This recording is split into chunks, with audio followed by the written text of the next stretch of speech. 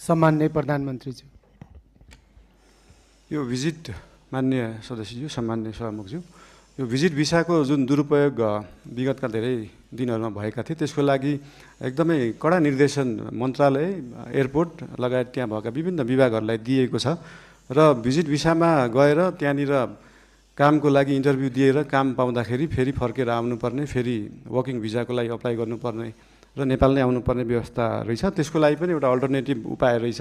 Visit भिसामा गएर उहाँहरूले त्यहाँनिर काम गर्न खोज्नु भएको छ भने त्यसलाई वर्किङ भिजामा उतै बसेर पनि कन्भर्ट गर्न सकिन्छ। यसको लागि श्रम मन्त्रालयले विभिन्न क्षेत्रहरूलाई समेटेर यसको व्यवस्थापनको लागि काम गरिरहेको छ। यस विषयमा थप केही जानकारी चाहिएमा श्रम मन्त्रीज्यूसँग पनि लिन सकिन्छ, श्रम मन्त्रालयसँग पनि लिन सकिन्छ नै। र विद्युतको विषयमा अघि भन्नुभयो, देशभरि जुन हिटर इन्डक्सन अहिले चाहिँ के छ भन्दाखेरि साँच्चीकै हामी अहिले विद्युतीय युगमा तुरुन्तै जान सकिने अवस्था छैन। साँच्चीकै देशका हरेक किचनमा अहिले नै बिजुलीबाट पकाउने, इन्डक्सन कुकरबाट पकाउने हो भने देशमा भएका सबै ट्रान्सफर्मर र सबस्टेसन पड्किन्छन्। त्यसको क्षमता नै छैन अहिले।